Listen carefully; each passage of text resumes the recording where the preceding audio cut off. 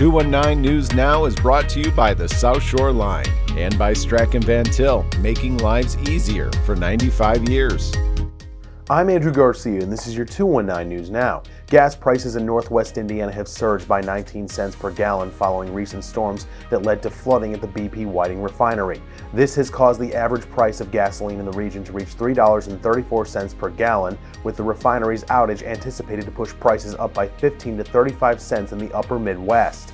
National gas prices had also increased by 3.4 cents per gallon over the past week, with potential fluctuations expected in the coming months due to factors such as refinery restarts and geopolitical developments. Bruce Dawson and Rich Stranus, who previously collaborated on Jimmy John's franchises, have embarked on a new venture to bring Nashville hot chicken to Valparaiso with their concept Brewmans. Chef Vincent Garza has developed the secret hot chicken recipe for the menu, which includes customizable sandwich options across 5 heat levels. Despite initial setbacks due to the pandemic, Brewmans has finally opened its doors, offering a menu that also includes sides and Southern-style banana pudding.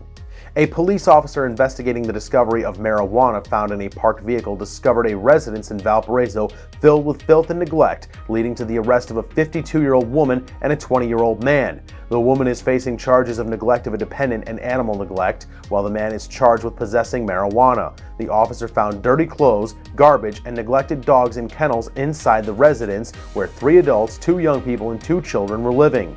And in sports, the IU football team reached the college football playoff in 2024 and won a program-best 11 games. The Hoosiers will begin their new season on Saturday, and the voice of IU football, Don Fisher, details how the makeup of the team and its expectations have changed over the course of the year.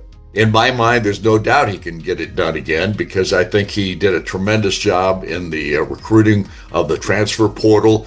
He's got a great bunch of freshmen coming in this year. There's no doubt about that.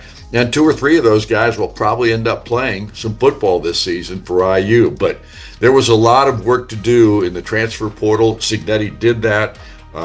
He got a new quarterback. He got a couple of new offensive linemen that were really critical, which is always the point. You've got to have a strong offensive line and defensive line if you're going to compete in this conference. Indiana's rarely had that in the past, but they certainly had a better offensive line a year ago. And I think this year's team is much deeper in the offensive line than they have been for some time. So there are a lot of things that your question marks that people have about Indiana football right now, but the one that I'm not worried about is we've got one of the best coaches in the country. To read up on more local news and headlines, visit jed-tv.com and nwi-com. I'm Andrew Garcia, and this has been your 219 News Now.